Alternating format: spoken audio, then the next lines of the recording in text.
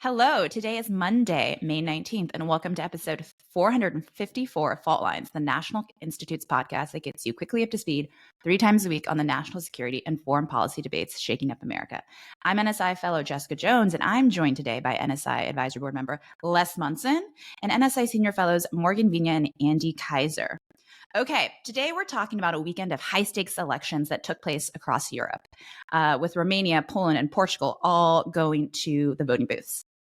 These results could reshape their national directories and also could send some signals to Brussels about where the continent may be shifting. So first up, and I say this as any listener of Fault Lines knows, I hate saying politicians' names. So I signed up for this episode that has us walking through 3 elections, folks. So just try to pay attention. Okay, in Romania, we have centrist independent Nicușor Dan, who pulled off a surprise victory over far-right nationalist George Simion. He secured the presidency with over 54% of the vote. Dan is a mathematician turned mayor of Bucharest, which, Andy, you can tell us about your travels. There, he surged in the final days of the campaign. He used to be behind. He came from behind. He ran on a platform of anti-corruption, continued support for Ukraine, and a generally firm pro-EU stance. Up next, we've got Poland. After this weekend's presidential kind of primaries, they're going to be heading into a decisive presidential runoff election on June 1st, which is going to pit centrist Warsaw Mayor Rafal Trzaskowski against far-right candidate Karol Nawrocki, who each of them came really neck to neck, almost just 30% of the vote for each of them. So this result is really just a contest with major implications for Poland's judiciary, democratic institutions, and really its relationship with the EU. Interestingly, the far-right candidate, though, even though he has a more nationalist background, seems to actually back military support for Ukraine. So something to discuss there. And last but not least, we've got Portugal, which we saw the far-right Chega party surge to a record 20% of the vote, which means it's really going to be able to cement its place as a disruptive force in Portugal's national politics. Okay, first, let's just, Morgan, I want to turn to you. Just as a side tidbit, we talked about Romania. That's actually come up a lot on the show because this is actually their do-over of an election. They had an election a few months ago in which that was annulled due to allegations of Russian interference, and that far-right candidate was actually banned from running again. So there's a lot going on in these European elections. How do you read this? Are there broader trends that we can pick apart when it comes to the results from this weekend? So first off, Jess, I cannot wait to see the comments in social media about your pronunciation. Spot on. Everyone can direct their hate to nsi@gmu.edu is our email address. Second, this is a U.S. national security podcast. So, of course, it's all about the United States. Right? Of course, we're seeing the Trump effect playing out in Europe right now.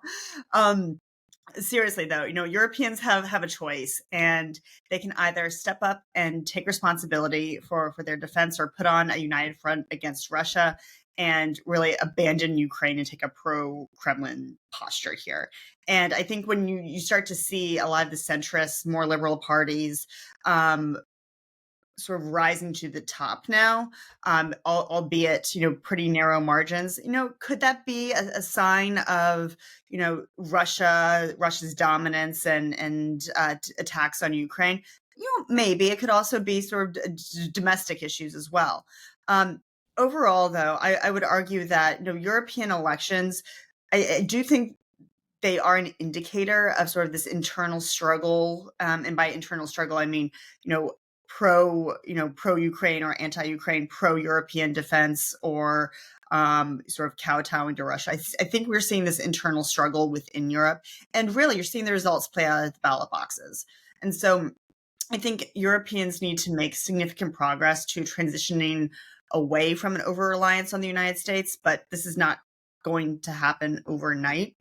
So it will be interesting to see if this Russian motivation for a robust European defense is sustainable, or whether it's just going to last as long as President Trump is in office. I will note, too, in an important context today, that these elections are taking place as President Trump, just after President Trump meets with President Putin and President Zelensky this morning via phone. Europe clearly is concerned that he's either going to try to, broker a deal that's bad for Ukrainians and essentially bad for Europe, or whether or not President Trump and the United States are going to just abandon the whole concept of peace in Ukraine, and with that, U.S. support on the ground. We've talked about whether the President Trump's approach to Europe has kind of unified the continent. Folks are skeptical at times or not whether the ability of the European countries to kind of come together with coherent policy. Do you see something in these tea leaves? Is this a reaction to the Trump administration, or are they not even factoring into when Europeans vote? Andy, where do you fall on this? Or you're like, get me out of this debate. I want to talk about something else. No, I love this debate. It is important for where the world is heading in 2025.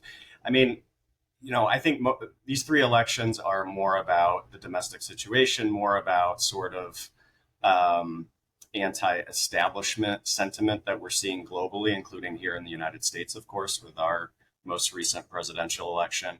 But I actually think in each of these three elections,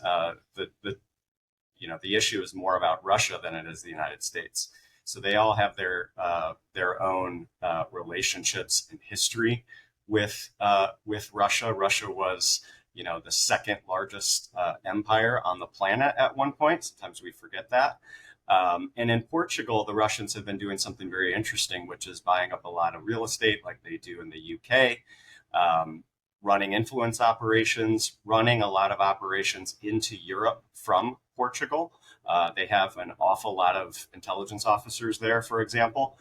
Very easy to get to the rest of the EU from Portugal. And frankly, no one was paying attention. It's sort of a sleepy country there on the Mediterranean. So I think you see that. And in Romania, very interesting place. I think was mentioned earlier, an important enabler to getting material into Ukraine, but also a very important U.S. intelligence partner in Eastern Europe. Yes, I've actually been to Bucharest. It's lovely.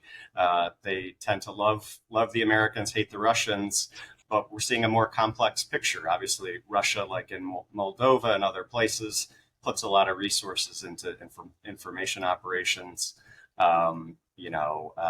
disinformation, misremembering history on purpose all the time, sowing a lot of chaos and confusion, and then they hope to see an advantage in that environment. So Jess, three important elections, more about the big bear in Europe reemerging, I think, than the United States, though we're always on the mind of our European friends for sure.